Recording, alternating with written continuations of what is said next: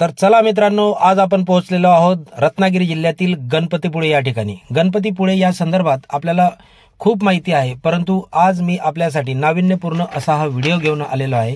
आणि विशेष म्हणजे आजचा दिवस अतिशय सुंदर। काल रात्रभर मी गोव्याहून रत्नागिरीपर्यंत आणि गणपतीपुळेपर्यंत बायकार प्रवास केला आणि आता पोहोचलो आहे गणपतीपुळेच्या या प्रवेशद्वारासमोर।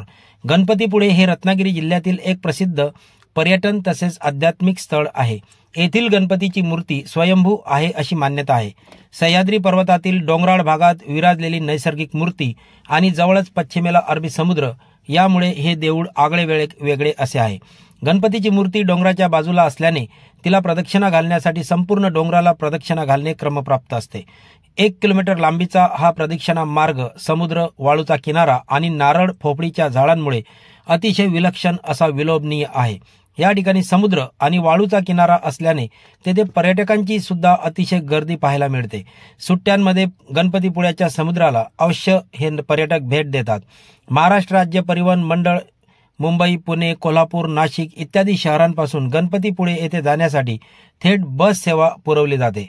गणपतीपुळे येथे महाराष्ट्र राज्य मध्ये अतिशय सुंदर असा ठिकाण असून आपण बघू शकतो, या ठिकाणी आपण मंदिराच्या प्रवेशद्वारापासून मध्ये प्रवेश केलेला आहे आणि मंदिराच्या आता गाभाऱ्याच्या जवळच पोहोचणार आहोत।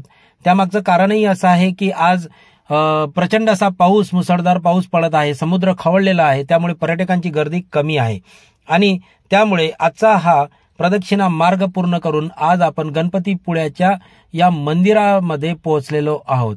अतिशय सुंदर असा हा वास्तुशिल्पाचा नमुना बघू शकतात आपण। खांब अतिशय सुंदर असे सजवलेले आणि या परिसरामध्ये प्रवेश केल्यानंतर आध्यात्मिक भावना जागृत झाल्यानंतर अतिशय सुंदर असं अध्यात्म आपल्याला जाणवतं।